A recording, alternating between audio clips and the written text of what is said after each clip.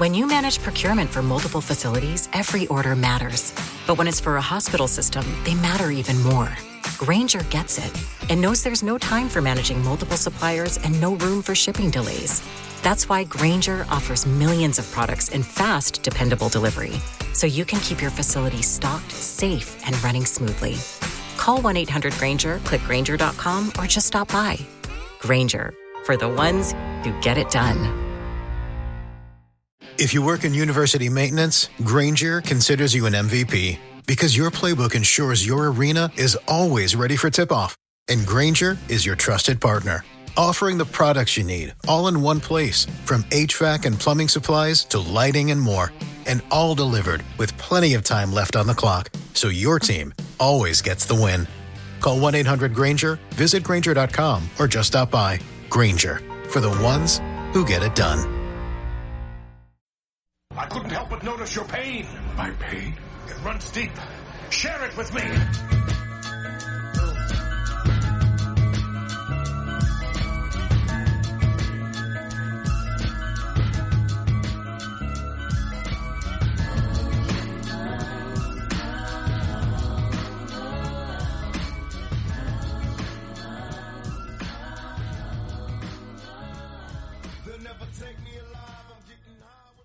Welcome back. Thank you for checking out another edition of the 12 Kyle podcast.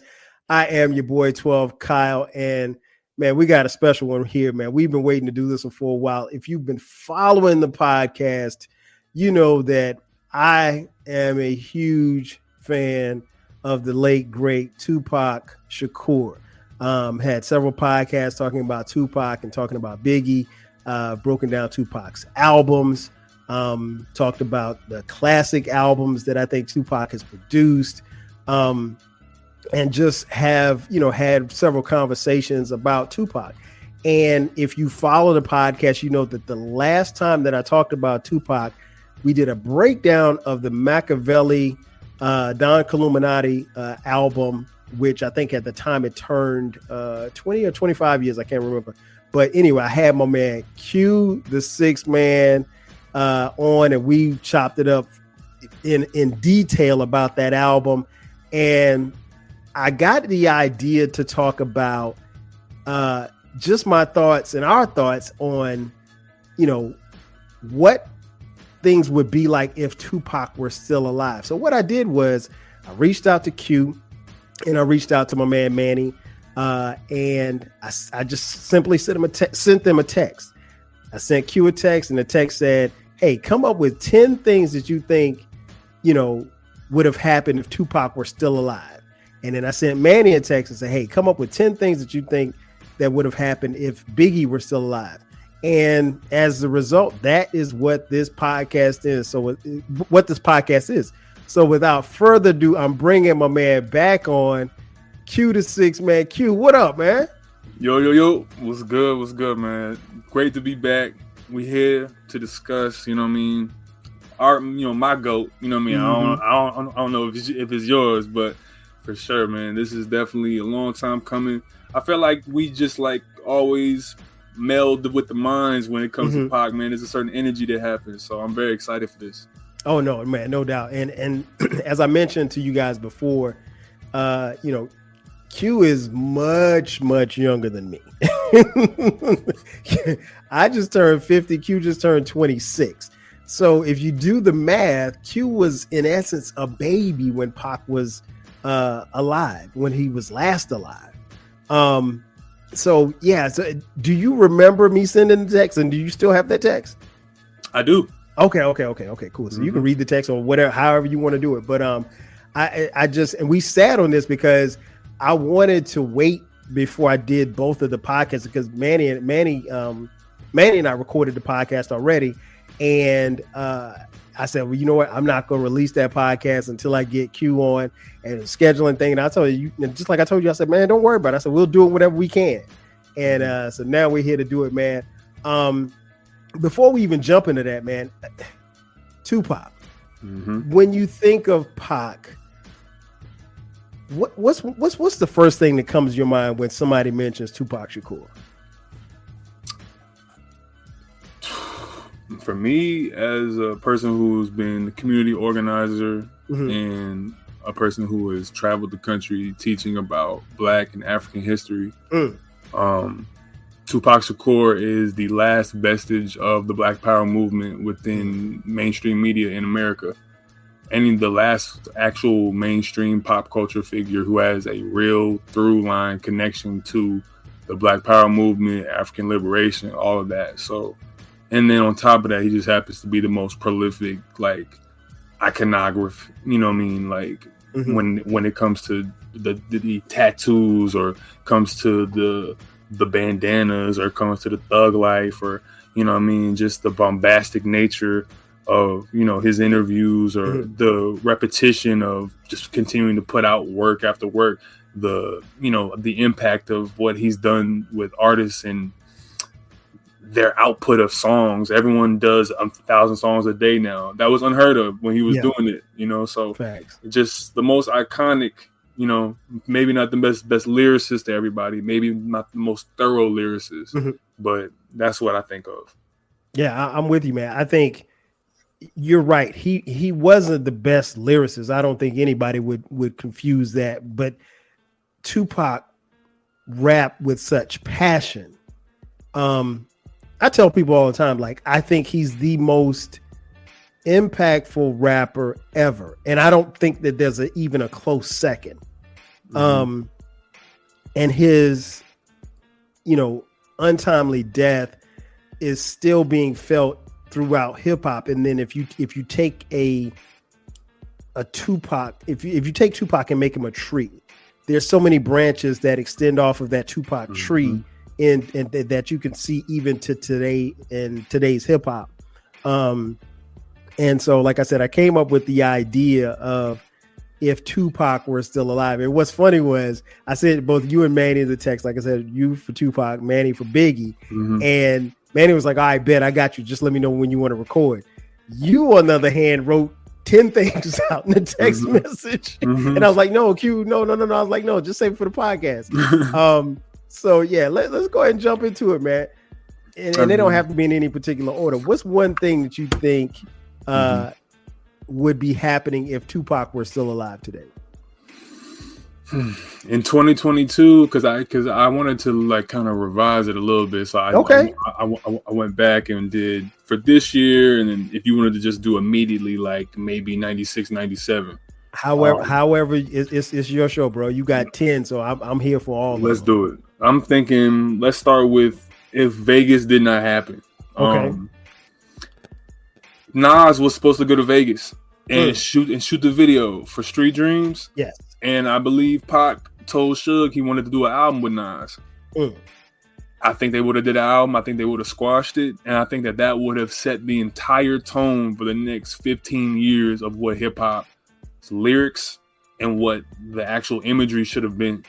If you look at where Nas was going with It Was Written, if you look at where Pac was going with Machiavelli, towards the end of his life, he was making music that was much more spiritual, much more like grounded in like being human music. You know, he even used that type of terminology. I think of like If I Ruled the World from Nas and like all of these type of symbols and all of this type of content coming together on the same side, squashing the beef in Bryant Park. I think that we turn away from the Puff, Hove, money, cash, hoes, ain't it money, you know what I mean? All that stuff, that kind of falls by the wayside. And then the two conscious brothers, the more like, you know, liberation-minded brothers, I believe that they become the two. And I do think it's a deliberate thing that Nas was made to become a joke by places like Vibe magazine and giving him, you know, putting him in shiny suits and all that stuff. They kind of, you know, turned him into a little bit of what he was fighting against, or at least, you know, started out being against. And then Pac just, you know, being murdered completely shook the entire landscape. So it did. If they were able to squash beef, that would have been, I think they would have dropped an incredible album. Man, that just the idea of that makes me it makes me smile, man. I mean, I agree 1,000%. We know that Nas and Pac met up, you know, prior to Pac being murdered. and we know that whatever beef that they had was squashed at that meeting. And I could definitely see that happening. I could definitely see that happening. And a Nas and Tupac album, bro. Man, listen. I don't even know who I want on that production. Like, I need everybody. Primo, Mo B, like everybody got Daz. I don't know. Somebody. It needs to be everybody on that. Everybody, yeah, definitely Daz. Definitely Daz. Need that. What about number 2? What you got for me, number 2? If Pac was still alive, Pac was still alive. Pac would be, I believe, where we hold Will Smith at in terms of acting, in terms of film, in terms of just being a true thespian. People don't understand. Tupac actually, when he was about 11 or 10 years old, he rewrote a Shakespearean sonnet in plain English. He rewrote it because he went to performing arts school, you know, the Baltimore school and everything with Jada and whatnot. Pac was a prodigy, and that's where he actually learned about Machiavelli at. And that's where he became Machiavelli. It wasn't just some newfound thing that he became towards the end of his life. He had always been really into the idea of the prince and Machiavelli. So if he were able to live, I know for a fact that there are scripts that Pac had to come across his desk for Mace Windu in Star Wars. That was a role for Pac. Wow. Baby Boy, that was a role for Pac. And then there was 2 more that I'm forgetting, but he had multiple roles that were given to other people. Even Fast and Furious was in, like, the scripts were in circulation for years before the 2000s. And these roles were all for Tupac in mind. So him becoming, you know, with Gridlocked and Gang Related, all of those films, 97, 98, 99, I could have seen him becoming an EGOT by 2005 probably. He could have won a Tony, could have got an Oscar, could have did some on TV. This man was multi-talented, so I definitely see his acting chops becoming greater. That's crazy. And you know what? You just made me think about something. Did Pac ever win a Grammy? I don't know that he did. No, did he? No, he did not. Nope. It's crazy, right? I mean, it took Nas until what? King's Disease 2? Yeah, you're right. I forgot who I'm talking about. I'm talking about the Grammys here. That's not necessarily the standard for hip hop. But when you said EGOT, I just immediately thought about a Grammy. Wow. I mean, I agree with you. I think I was very impressed with Pac. One, I loved him in Above the Rim. But when he got and obviously Juice. But when he got out of, you know, the quote unquote stereotype acting, and even in Poetic Justice, you know, you got a chance to see him outside of just being the rapper / you know, tough guy, whatever the case may be, man. I definitely could have seen that.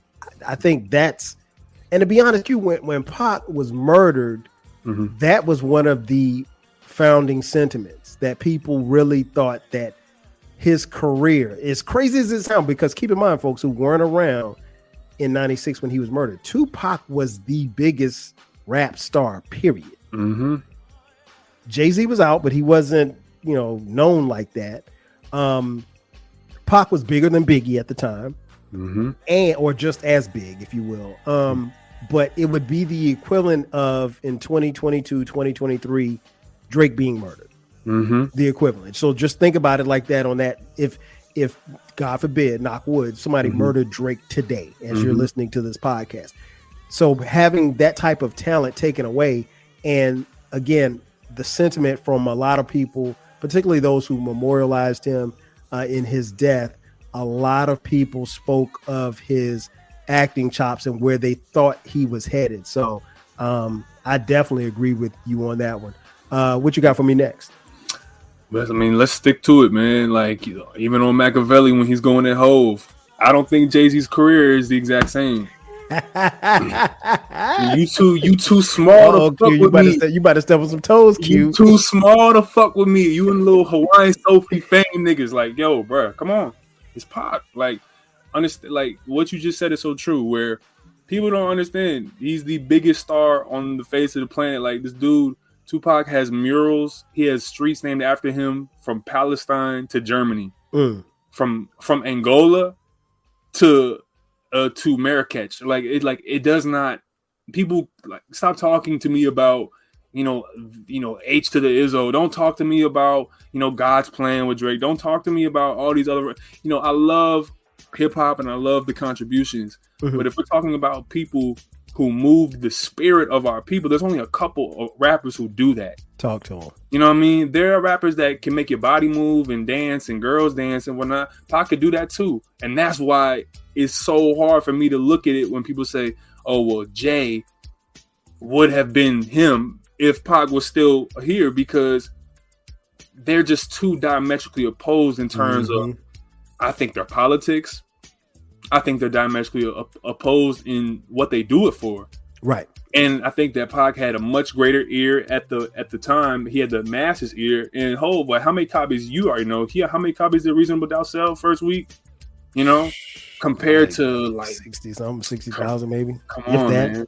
Come on. And it's like compared to what, 6 million records in 6 months? Mm-hmm. You know what I mean? Pac got out of jail 95 November. He was dead in September of 96. And that is the run that people talk about. Listen. And I think we talked about it when we did the Machiavelli review. That's the thing that's mind-boggling, even for me, someone who was alive, and I was in college at the time. Like, from Pac making his debut on Digital Underground's Same Song to the time that he was killed in September of 1996, that wasn't a big window. I mean, relatively speaking, we're talking about maybe 3.5, almost 4 years, maybe, if my math is correct. Relatively speaking, it wasn't a big window and it wasn't a big period of time. But when I tell you, he was a star among stars. Like, it's really hard for me to put into words like how big he was in a short period of time. And I'll be honest, Q, that time frame seemed a lot longer than what it really was. If you told me, okay, yeah, Pac's reign was only 4 years, he was only in that spotlight for 4 years, I'd have told you it was crazy, because it seemed like it was 20 years. And we hung on every word of every song. We saw all the movies. We bought all the tapes. I bought Thug Life. And I'll be honest, that Thug Life album really wasn't that good, but I bought it on the strength of Pac. You know what I'm saying? Because those are his boys. I mean, the Outlaws albums, you bought because of the affiliation to him. And I thought the Outlaws, they were okay. They weren't, they weren't great MCs or anything like that, but they were his boys and he put them on. To your point about Jay-Z, I agree. I think, and it's funny because, and the folks will hear Manny's episode after this episode. Manny said something similar. I think Jay-Z definitely, through no fault of his own, benefited from Biggie's death and Pac's death. I mean, it is what it is. It doesn't take a rocket scientist to figure it out. Jay-Z happened to collaborate with Biggie, and he was friends with Biggie. But, Reasonable Doubt comes out June of 96. Pac gets murdered September of 96. Biggie gets murdered March of 97. Jay-Z starts subsequently working on the second album. And by quote unquote industry standards, based on Jay-Z's talent, Reasonable Doubt did not sell based on Jay-Z's talent. If you told me that you had this super duper, crazy MC with all of this talent, one of the best MCs we've ever seen, and his album sells less than 100,000 in a year time, then, in most situations, I'll put it like this, Q, if Jay-Z wasn't on Rockefeller, if he was on a regular record label, he might have gotten dropped. Right. You know what I'm saying? So I said all that to say this. There's definitely some I can't say that you're wrong. And just like I told Manny, I couldn't say that he was wrong either, to say that Jay-Z benefited from, their deaths. And again, through no fault of his own, but we're just being honest. Based on the time frame, and you look at the timeline, he clearly did. He was able to fill a void that was no longer there by the presence of Pac and Biggie. And Pac more so than Biggie, because at least he was cool with Biggie. We don't know that he had beef with Pac, but we know Pac ain't like him. What you got for me at 4? I think that he would have squashed the beef with Biggie at a certain point. I don't know if it would have happened in the 90s. I'm pretty sure that around 96, if you listen to Against All Odds, he was really going at Jimmy Henchman, really going at Haitian Jack and Puff. it kind of went away. He kind of went away from Biggie because I think he realized that Biggie was just kind of a, for lack of a better terms, God bless the dead, like clueless in the whole like situation. Mm-hmm. But when he tells Puff, you and I know what's going on, I think he understands exactly like who his enemies were. You know what I mean? So it might have been damn near 2020 before they squashed the beef, but like it's fine. You know what I mean? I can just see Biggie like, man, you can't just say you did this to my girl and think that's gonna be cool in 1999, bro. Nah, bro. I could see that. This hopefully in the afterlife, these brothers are squashed and realize that they were just so young. Mm-hmm. And again, you're right. They both were, 24, 25, like kids. And here's the crazy thing is, Q, like they weren't that much older than me. I mean, I think they might have been older than me by like a year. So, if Biggie and Pac were still alive, they would literally be 50, 51 years old. Mm-hmm. And thinking about how they would have been, but that would have been dope. I'll take a little bit from you. I think if Pac and Big had lived, I think they probably would have squashed the beef probably sooner than that. Mm-hmm. The whole Faith thing, we don't know. Mm-hmm. And I don't know that anybody knows. I think the only thing that I know is that Faith did go record a song, and there was someone there that took a picture of them together. And, this is before social media, so we don't know. I mean, it wasn't like Pac had sent out a tweet saying, yo, I'm about to go knock this down. Mm-hmm. And so I think even at best, she was somewhere in a studio in LA or somewhere with Pac. And Pac just kind of made it look like, okay, well, let them believe what they want to believe. And then he kind of threw it out there. But even in doing that, you're playing as a man, you're playing a dangerous game. Mm-hmm. But that being said, man, I agree with you. I think they would have eventually stopped beefing. And I think because for what we know, Pac and Big were friends, like not just people that know each other, like they were friends. Mm-hmm. I would go out on a limb and say I think Pac and Biggie were more friends than than Big and Jay-Z were, based on what we know. And we don't know a lot, and it's not a lot that's documented about it, but just a little of we know from those who told the stories. Mm-hmm. But yeah, I'm with you on that. What you got at 5? He would have left Death Row. Woo. He would have left Death Row. He would have left Death Row. We would have started Machiavelli Records. He was already doing it. And number one, that's why I think he was killed. I do not believe. And if people want to corroborate information, I brought this book up in the last episode we did, but it is called The FBI War on Tupac Shakur by John Potash. You know what I mean? And it's a very short read with court documents, with actual FBI files. Tupac has an FBI file that you can look at on Google. Yes. It's under the Freedom of Information Act. And there's just way too many missing pieces, way too many fishy details. So there's a lot of money he was owed. He was owed about $60 million from his contract in Death Row, and he was only getting about $3 million. Plus, Pac was under a lot of repression from the court system, so he had to pay a lot of fees.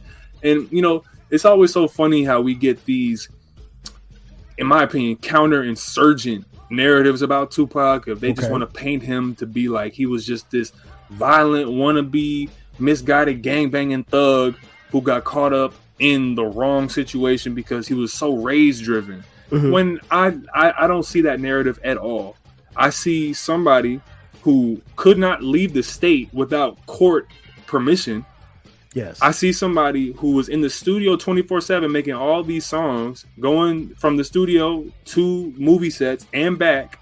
But yet and still, there's this narrative that Tupac was running around LA with Bloods and Crips, just doing whatever he wanted to do. How I don't know how a man can have that much time in the day to go record 500 songs, then go record three movies. Yeah, you know what I mean, and then go to court and then be a gangbanger and wannabe like that. It's all a narrative, in my opinion. And when you look at where his money was going, I don't think Suge had much control over Death Row because Suge was not the true owner of Death Row. That was Harry O, and that was David Kenner, the David lawyer. Kenner, yeah, yep. David They Kenner. own Death Row. Suge was like Puff. He's just he's just the face. Yeah, exactly. He's the figurehead. He's like a president, a real president, actually. And when you see that Pac was suing for his money, and he fires David Kenner, and then a couple of days later, David Kenner says you shouldn't do this, and a couple of days later after that, he's dead. Mm-hmm. Nobody in his security team has their walkie-talkies on him. Mm. The head of Death Row Security says, "Don't carry your guns in Vegas." It just a lot of it is fishy, and a lot of it does not make any sense. And if you understand economics, if you understand the Michael Jackson theory, the Prince theory, they will come get you if you try to get your money.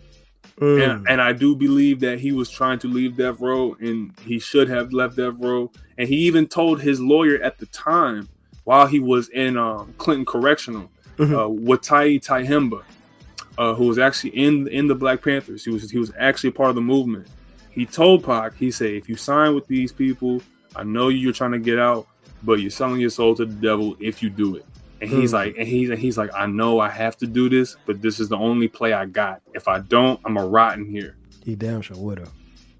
And that's what he had to do. So, in my opinion, Pac would have left Death Row. He would have got his money. Machiavelli Records was already being started with Afeni Shakur and Yasmin Fula.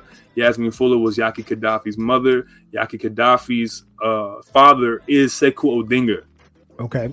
And Yaki Gaddafi gave a statement to the police saying that Orlando Anderson was not the shooter. And then a couple months later, Yaki is mysteriously killed before he's able to testify. There's so much shit about Tupac Shakur's legacy that is stuffed down behind Vibe magazine bullshit, bruh, that people don't even know. Man, listen, you just said a mouthful right there. I agree with you 1,000%. I definitely think he was leaving Death Row. If you were around or outside at that particular time, you know that when Suge got Pac out of jail, or let me go back, and the record label got Pac out of jail. Pac, basically committed to I think it was 3 or 4 albums. 3 albums. Yeah, okay, 3-album deal. And that's why we get all of this posthumous music from Pac, because he was, like Q mentioned a little earlier, he was working so hard. He was doing 5 or 6 songs a day. He basically was trying to work off that debt, because what he wanted to do was put those albums out so that he could indeed break free from Death Row. So at the time that he was murdered, he was definitely trying to get off Death Row. It's funny that you mentioned the FBI file that you mentioned when we did the Machiavelli review. Man, I'm gonna be honest, Q. Not long after we did that, I went and looked at that file. Man, I looked at it for about 20 minutes and I had to stop because it hurt. It's sick. As a fan, it hurt because in 1996, we don't have access to all of the information that we have now. So I'm getting whatever, and I talked about it on the podcast, it's worth repeating. When Pac got shot, we just knew that he got shot. There was no TMZ, there was no nothing. And he got shot. We didn't know how severe it was. We saw the bullet, we saw the pictures. We eventually saw that.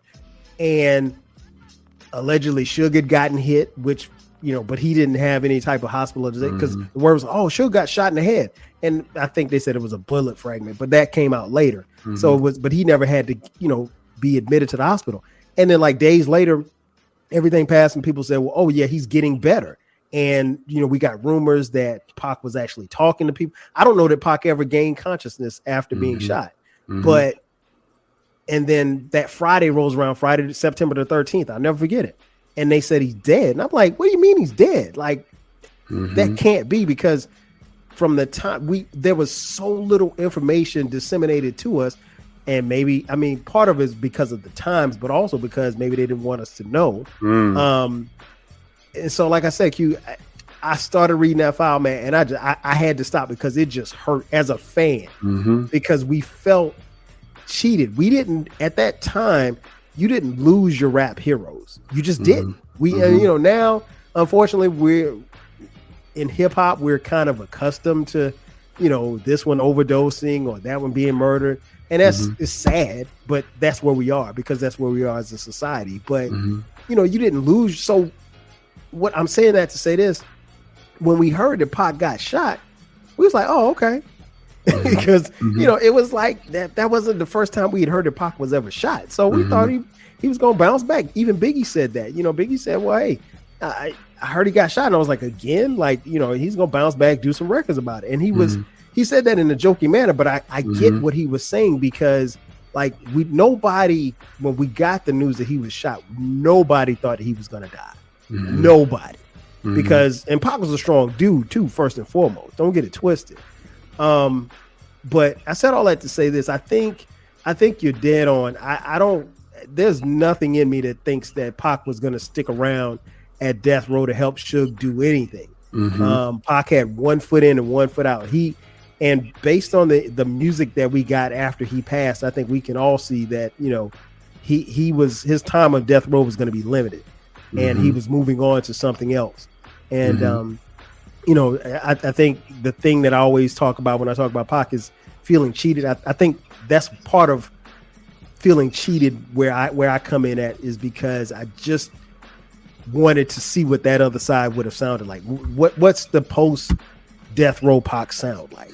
Yeah, exactly. You know what? And to build on that before we get to the next one, it's just I think that same feeling is the same feeling that like 18-year-olds, 19-year-olds, or even grown men in Harlem, New York felt 1965 when it's like Malcolm is gone. Wait, no, this can't be, because it's the feeling of this is a living personification of our black manhood right now, and you can't take this from us right now. Right. Like I need this right now.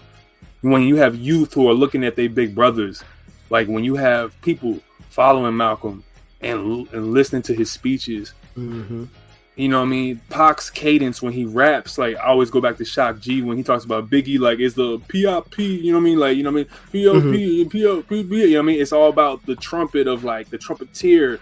He says like, you know, that's how Biggie flows, you know what I mean? Where Pac is the orator, you know. Pac is like a Farrakhan, Pac is like a Malcolm, where, you know what I'm saying, penitentiary chances, like, you know what I mean? It's like it's like he's stretching the words and you gotta feel it. And it's in that same genealogy of oration, of like a Malcolm when he's like, who taught you to hate yourself, right? When it's like when Pac come out and say, you got to keep your head up, like, nigga, what?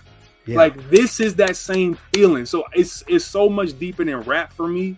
I'm not just a Tupac fan. I've taught students about Tupac. I'm a Pac historian. I'm a Shakur historian. Like, I know about his whole family tree. It's so deep because it makes him who he is. When he's talking about when he says utilize lessons learned from my childhood years, he's talking about those lessons that the youth in the 60s were getting. So when we are robbed of that, bro, that shit hurts forever because we're not getting it back. Ever, you know, and trust me, they didn't make a lot of Tupacs. Listen, they didn't, you know, they don't make a lot of Tupacs. Listen, that mold was cut and thrown away. Trust me, trust me. What you got for number 6? Probably, you know, I want to paint a picture of people like, imagine like probably late 90s, early 2000s. I feel like Pac would have started his own clothing line. Okay. I really feel like this, you know, the whole Sean John, Rockaware, like that whole, you know, Fat Farm, every rapper was getting a clothing line. You mean to tell me Pac, the biggest rapper, wouldn't have had the hottest line? Like, he would at least had a do-rag or bandana line or something, dude. Everybody would have been rocking it, you know what I mean? Kanye had people wearing them weird sneakers and those weird glasses. So it's like, you know what I mean? And them space boots that everybody got on and shit. Come on now. Man, so listen, definitely. No knock on those of you who have Yeezys. I never saw the beauty in them, man.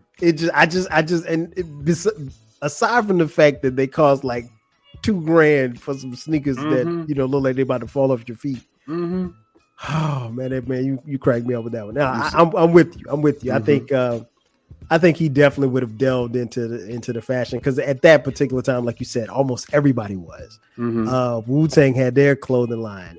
Biggie actually he started a line called Brooklyn Mint just before he got killed. I had a couple of Brooklyn Mint shirts.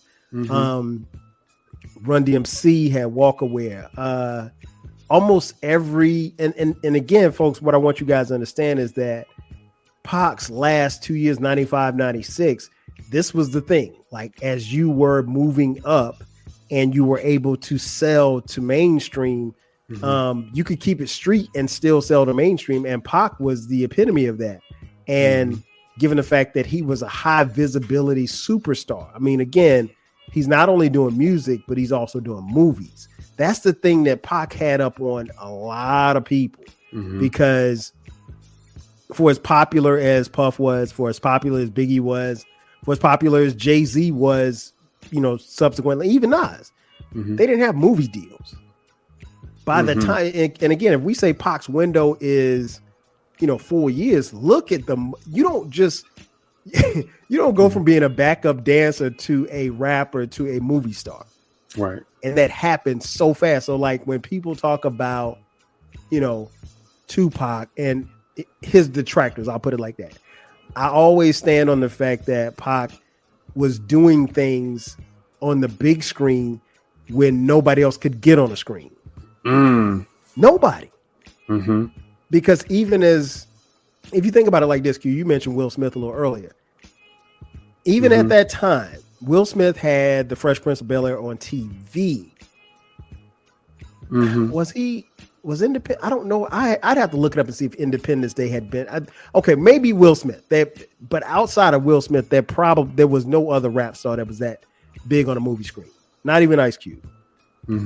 Maybe Cube might be a close second, but that's but nobody else was touching Pac. But his contemporaries in Puff and Big, they weren't doing movies. Biggie was on Martin.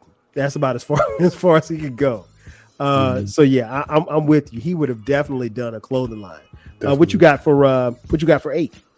The community centers, man. He was already he was already on the path to doing it. I think he already had opened one down in LA, and he was actually going to use Death Row. And I feel like Death Row was a strategic move, like he always told people. It's so funny how we allow today's like rappers, or we allow like old heads who are not even around Pac to like say things about him that he clearly states in interviews. And that's why, as a people, we have to get off the anti-intellectualism. We have to stop speaking without investigation.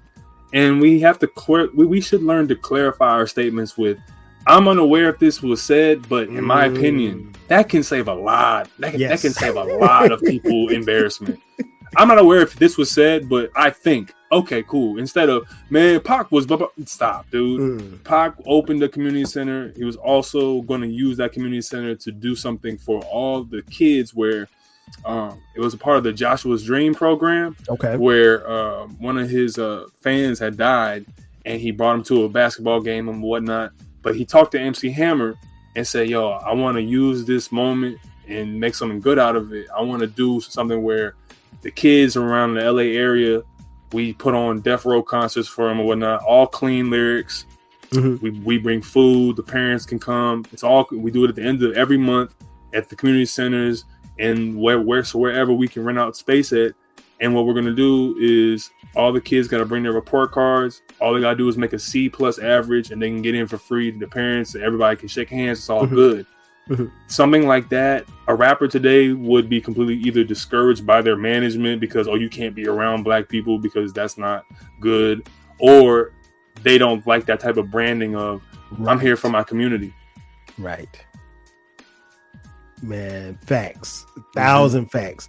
Yeah, you're right. I think his involvement with community centers, I think, would have been dope because, one, of his background. He came from, Afeni Shakur, and who was a Panther, and the lessons that he talked about in that song, and the lessons that he talked about anytime you would interview him. He talked about just a sense of community, and he talked about us. Like a lot of times you get people that talk about us as a community that really have no identity to the community. But Pac genuinely wanted to see us as a community, as the Black community, come up. And he was there to identify, the struggles. He was there to identify what went wrong. And he's also there as a beam of light of hope for what he envisioned for us to be. And, not to compare him and Jay-Z, but I mean, like, from that communal standpoint, you knew where Pac stood. Somebody like Jay-Z, you don't know where he stands. From that perspective, you don't. And again, that's no knock on Jay-Z, because that's never been his bag per se. But if Pac had been alive, we would have seen that come to fruition. I mean, just in abundance. I don't know any other way to say it. I think he would have definitely led the charge there. What you got for number 9? So I've been dealing with specifics the last couple ones, just using his words. But everyone loves this album. I know it's your favorite one from him. But after Machiavelli, he was going to make Me Against the World Part 2. It was probably going to be titled Until the End of Time, and that is what came out posthumously. But I hated the production that they did to Pac's songs after Machiavelli when they did the posthumous ones. Because look, man, all the Eminem beats and this, like, dude, what of the 50 Cent features?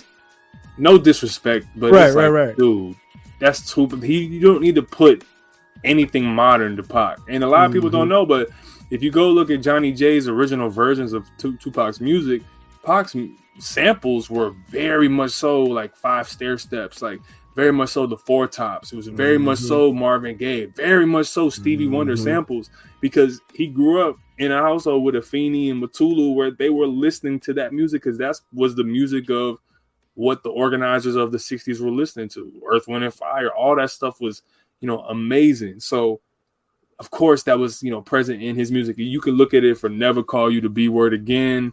You could. That's who is that? Cameo or Total? It's like one of those 2 groups that was on that one.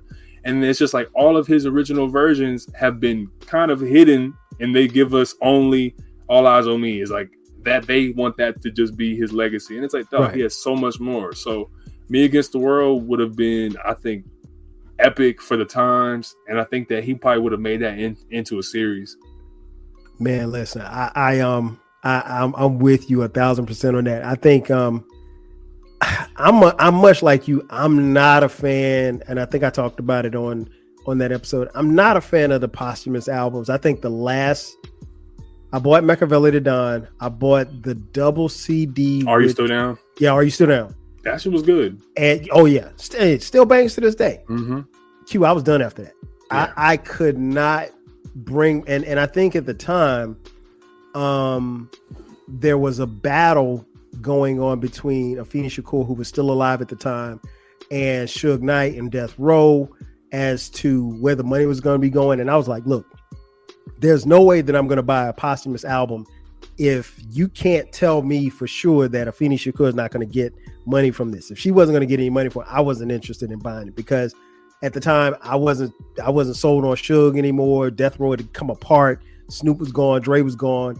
And I'm like, I'm not about to contribute to Suge Knight and him hustling over a dead Tupac and a fully alive Afeni Shakur. And so there was, and to be honest with you, I don't even know if memory serves is correct. I don't know that. I know that they resolved it, but that alone was enough for me to say, you know what, I'm not buying any Tupac albums. And I remember albums would come out, and people, man, you heard a new Pac, man, the Pac is going off. I'm like, nah, I can't do it. I was like, I can't do it. They wouldn't tell me where the money was going. I wasn't about to contribute to it. And I felt like Afeni Shakur gave us everything, and she lost her son in the process. And, none of us, no matter how many accolades we give Tupac, that lady lost her son. Was that her only child? No, she had a daughter as well. Okay. Yeah. So she at the very least, she gave up her only son. And, as a parent, I don't ever want to know what that feels like. And to lose him so violently and so suddenly, is particularly where he was in life. No, I wasn't having it. So I stayed away from the posthumous albums. I would have loved to have seen where he was musically had he lived, because if he's away from death row and he's getting older, I think you have a different sounding Tupac. I think you have a Tupac who is, much like how we've seen, for better or for worse, how we've seen Hove. We would have watched Tupac get old and watch him become an elder statesman in hip hop. And who knows where that would have taken him? He could have been where Jay-Z is. He could have been where KRS-One is. I don't know, but I would have loved to have seen it happen. And that's a part of the sad part of him not being here. But I'm with you. I'm with you 1,000%. For the last one, what you got? The last one is more all encompassing, but I think Tupac would have utilized technology like we've never seen before. I wouldn't be surprised if the man started tech company or something. I wouldn't be surprised if the man had multiple apps for artists or whatever. I wouldn't be surprised because, the ideas that he was doing with even someone like quote unquote, AKA Monster Cody, Sanika Shakur, his ideas of, Pac calling him, and you can actually listen to this phone call online. If you type in Tupac Sanika Shakur phone call, they talk about, let's get me, you, a bunch of rappers, let's go around the country and let's go regulate the drug dealers to give the blocks back to the kids between 6 and 11 p.m. You know what I mean? Like, just let the kids have that time, and then y'all can have the streets back between 11 p.m. and like 6 p.m. You know what I mean? Like, just have it. Like, you know what I mean? We want to have a community. Again, we want to have like a program for our kids. We want to have like sports teams. You see Snoop take these ideas. All these ideas have. So, in my opinion, can y'all imagine Tupac on Instagram Live? Like, dude, like that is insane. Like, that is actually like what Tupac making a TikTok. Oh my God. You know what I mean? That's crazy. That is great. It's funny to think of it. Tupac on Twitter clapping back. Come on, man. And Jay, another thing, Jay, about that shit you said, like, yo. Let me ask you something, man. We both know Pac to be I'm not even gonna say political. He just spoke the truth. And I mean, like, I'm very cautious about putting those type of labels on people because sometimes you can put those labels on people just because so that the other side can take it and run with it. But as far as the politics, as Democrats, Republicans, if Pac were alive, could you see him being somewhere in the middle? Could you see him saying, hey, forget politics altogether? Could you see him siding with Obama? Could you see him calling out the Clintons? I'm pretty sure Pac wouldn't have liked Trump. Where do you think Pac would have stood in the political landscape that we've seen over the last, let's say, 20 years? I think that's such an amazing question because the politics of Tupac Shakur, they have the ability to go multiple routes if he's left unabated, right? If he's left to allow himself to create his record label, do his movies, he probably would have started his own film company, right? And what would this have done to his connection to community, right? Would it have drove him closer to us, or would it have drove him further from us? Because money does change your psychology of how you view people. But part of me feels as though the women that he had around him, the powerful Panther spirit of the women around him, it would have kept him grounded. I want to believe that truly in my heart, that it would have kept him grounded in a place where he would have been more of an independent. And I feel like even in that conversation with Sanyika, he speaks about this, where he's like, look, we can register people for Democrats, Republicans, independent. It doesn't matter. As long as we have a role of people within our community that we can look at and say, okay, this is power, because we know where everyone's at and we can organize them. So if he's talking about I think it was in the last interview. You can type it in on YouTube as well. It's called Tupac, The Last Interview, where he's like, I promise you, in 20 years, if God give me breath, I'm gonna be so far from this. We will have our own political party for all the lost tribes, the blacks, Latinos, the Armenians, whoever it is, everybody. We will have our own party. So if he's saying that, if he stuck true to that, that is independence, and that is scary for the power structure because you have the ability to create your own capital, create your own money, your own cooperative economics, and you got the teachings of people who are connected to Matulu, Geronimo. It's a real issue that they had to deal with, and people don't want to deal with that. So that's one world. There's also another possibility where, and this is where black folk, as African people, we have to be true to ourselves and true to what we have done and what we have not done. And oftentimes we do leave our leaders out there to dry. And then they do get bitter and they do say, fuck this. I don't want to do this anymore. Right. And they do say, you know what? I'm going to just go take a bag with the Democrats. I'm going to just go, you know what? I tried. I'm going to go give me a bag with the Republicans. Or you know what? I'm done with all this. I'm only about my money. Y'all leave me alone. And I feel like Pac had been betrayed so much by people around him that it really would have been contingent on us that would we have protected him?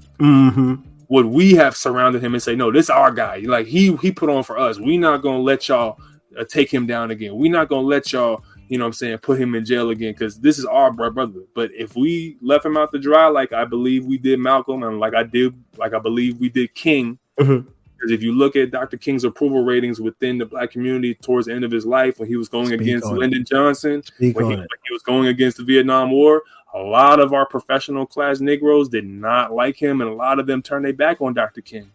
He was in the wilderness. And then when it was finally time for him to, you know, go to the north and go to the west to advocate for free housing, to advocate for the actual subsidized foods and subsidized medicine for all of us, they got him up out of there, and all we could do was make him a holiday. And we had a hard time doing that. Took like 6 times. Yeah, they fought us tooth and nail on getting that done. Man, you made some great points, man. I really would have loved to have seen that happen because I don't necessarily know. I know. I mean, we know how he felt about Bush.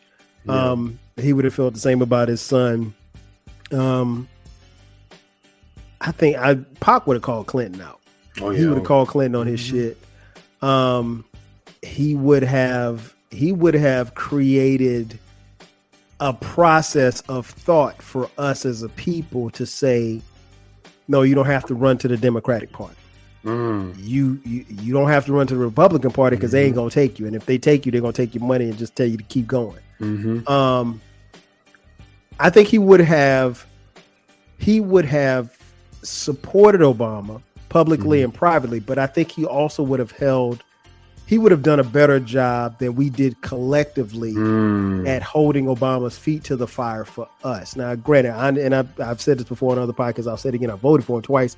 I understand what he was facing, but I think in a lot of ways, it symbolized where we are, where we've been for the last 60, 80 years, is that we'll vote somebody in and that's all we'll do. You know, we don't hold their feet to the fire for the things that they promised that they would do.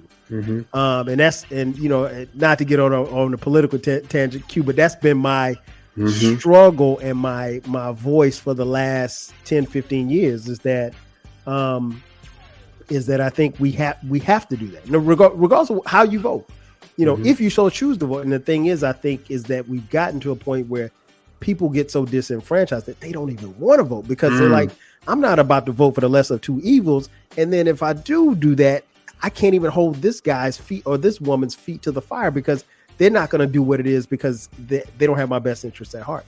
But anyway, like I said, you know me and you, I start talking to you. No, that's real.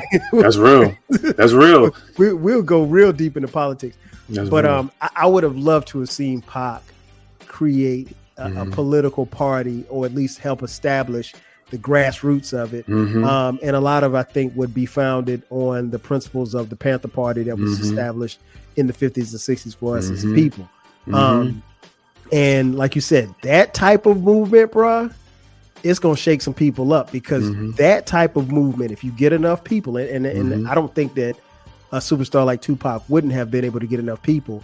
That type of movement shapes elections. It transcends what the political landscape looks like. And then maybe, just maybe, some of the things that we as a people have been asking for are now our demands are being met. Now money is flowing into our communities. Now our voices are being heard, instead of just being taken advantage for the vote. They come and shake hands, just to get your vote or whatever like that, or pop up when it's election time. And eat some KFC with you and shit. Like, you know what I mean? Like, come on now. And have some hot sauce in your purse. Exactly. But yeah, man, I thought of that question, just in thinking about you and thinking about the conversations we've had both on here and offline, just where he would be, man. It feels good to go back and I think this has been a great conversation as to where Pac, we think he would have been. And again, like I said before, it still stings a little bit, because I'm 50. Pac would have been, I think, turning 51 this year, 52 maybe. It still stings a little bit, because it's the homie, man. It's the homie. Like, yo, like I know it's the feeling of I'm making memories, but my dog should be here to see this shit. Right. Like, damn, what would my dog say if he saw this? You know what I mean? Like, man, I really wonder what he would say if he did this. Honorable mention to add into my top 10. Go ahead. Death Row East. Come on now. Death Row East. Eric B for president, for real. Come on. Because if you understand Pac, what he was trying to do, I think Pac was trying to take over from Puff. He was trying to take Puff's whole territory, because Pac was from New York. And he went to Bryant Park, went to SNL, and he was on the interviews talking about, I went to New York. I was good. They can't come out here. They have to get permission to come out here. You know what I mean? Like the lines are drawn and people are uncomfortable because I made it that way. And that's what, and the fact that he's said that so loudly, but if you look at his strategy in the interview, in the last interview, he's like, dude, we got Melly Mel, we got Eric B, we got Christopher Williams, all the old 80s, 90s cats, and we gonna put them on Death Row East, and we gonna get all the young New York talents, Onyx, all them dudes is gonna sign up to us. That could have shifted everything. And it makes you think, even for those who may be listening and say, well, I don't know if the government set him up. It makes you think, even to your point, Q, your personal opinion about him being, framed.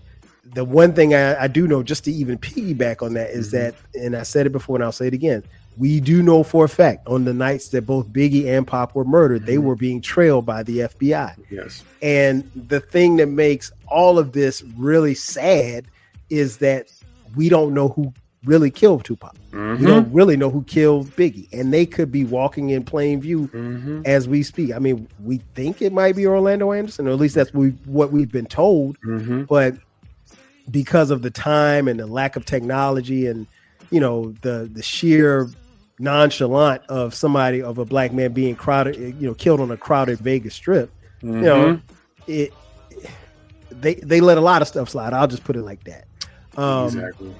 Kyle, they got footage of JFK getting shot. They ain't got footage of Tupac getting shot. Like, people need to stop playing with me, man. Q, not only do they have footage of JFK getting shot, we got different angles of him getting shot. Come on now. And then they don't have images of Tupac Shakur in Vegas. In Vegas, of all places. And no one ever questions how, or they have just 3 seconds of Orlando Anderson just sitting right there.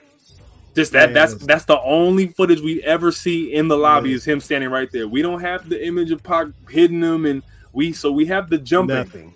Nothing. We have absolutely. What we were told was that a fight broke out, and then Orlando Anderson retaliated, and he came up on him on the strip and shot him. I don't know. I mean, if Tupac gets shot in 2022 or 2023. As opposed to 1996, it's a different story. Now whether or not he lives or not, we don't know. But I mean, as far as the surveil. I mean, there'd be surveillance cameras everywhere. We would have answers, and unfortunately, we don't. But man, this has been dope, man. This has been a great exercise. Like I said, when I came up with the idea, I couldn't think of anybody else that I would want to do it with besides this brother right here, because you guys know he's been on here before, man. But here's the thing. I'll let you guys in a little secret that some of you already know. He's only 26.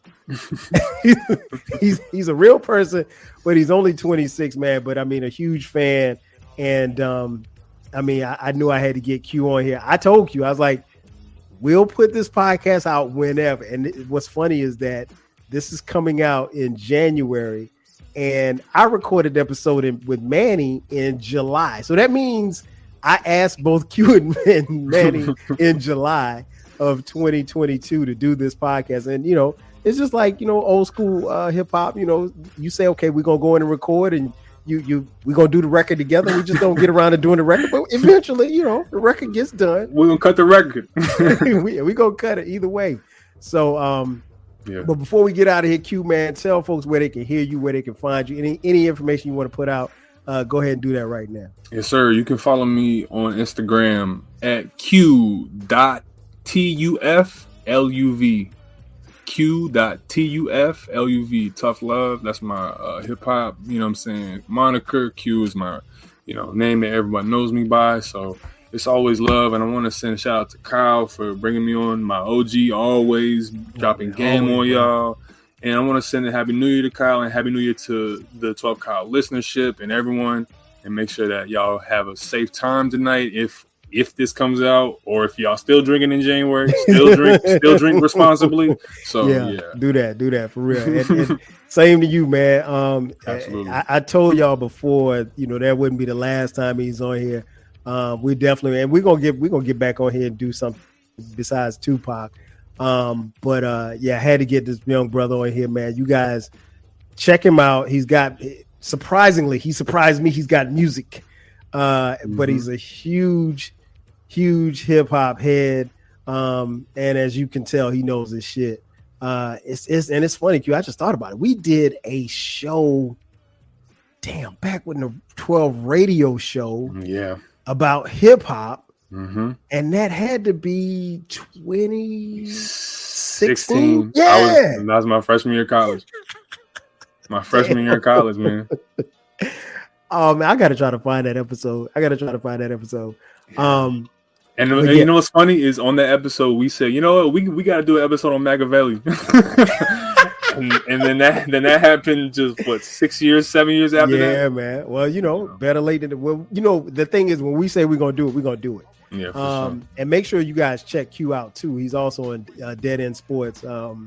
Absolutely. You pop in once every 2 or 3 weeks, right? I try to get on every Thursday, but the way that this schedule's been going, it's been pretty spotty. But I think we had our last show about 2 weeks, and we're gonna start back up in January.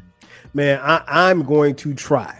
I'm going to try to get in on the Thursday show. You guys know I've been down with Dead End Sports, man. It seems like we've been running forever. It's damn near 10 years now. But I'm gonna try. And bruh, the next time you come to Atlanta, man, don't wait till you get to Atlanta to let people know you in Atlanta. Because I think when you came this summer, I was in Houston. And so I couldn't, when you came to the studio, I couldn't even, because you was like, I'm gonna pull up at the studio. I was like, man, shit, I'm in Houston.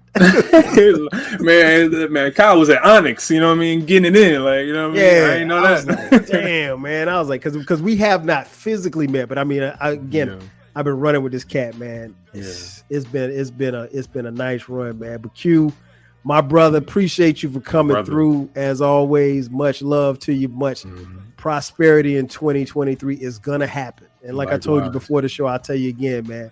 It's right there in front of you. Go get it. Likewise. Don't wait on nobody. Don't wait on no permission. Don't ask nobody. Whatever it is that you want to get, go get it. Because it's there, and you're at that age where you got the time, you got the skill, and you got the knowledge. Yes, sir. That trumps everything. You got the knowledge to go get it. And I say the same to all of you listeners. Make sure that 2023 is, you stay healthy. Don't feed into BS. and just live life, enjoy each day, because none of us promised us, and love on yourself and love your family. But that's going to do it for us. So for my man Q, I am your boy 12 Kyle. This is another edition of the 12 Kyle podcast. I'll catch you guys next time. 5,000. I gotta get mine. You gotta get yours. I gotta get mine. You gotta get yours. I gotta get mine. I keep my mind on my money, money on my mind. Finger on the trigger, nigga, hand on my nine, smoking blunt to skunk, making holes to pumps and only underground funk pumping out of my trunk. Live the life of a hustler, high till I die. Meeting bitches, getting riches, miss me with lies, picture me living out my life as a buster. I'd rather pop up a shot from my Glock and blast motherfuckers. I live a thug life, baby, I'm hopeless, choking on window, trying to keep my focus. Don't let that bullshit worry me. Fuck the fame, I'm due to the game till they bury me. God gave me game, so I'm hustling. Pour out some liquor for my niggas. Tupac is still struggling. My nigga Breed knew the time. Yeah. Whether it's rhyme or crime, nigga, I gotta get mine. I gotta get mine. You gotta get yours. I gotta get mine. You gotta get yours. If you work in university maintenance, Granger considers you an MVP because your playbook ensures your arena is always ready for tip-off. And Granger is your trusted partner, offering the products you need all in one place, from HVAC and plumbing supplies to lighting and more, and all delivered with plenty of time left on the clock, so your team always gets the win. Call 1-800-GRANGER, visit Granger.com, or just stop by. Granger, for the ones who get it done. Today's tip from the injury law firm Greenberg and Betterman. Too many pedestrians lose themselves in their phones and have accidents when they walk. So don't do it. Greenberg and Betterman is here to help you. Contact gblawyers.com, that's gblawyers.com, and feel better.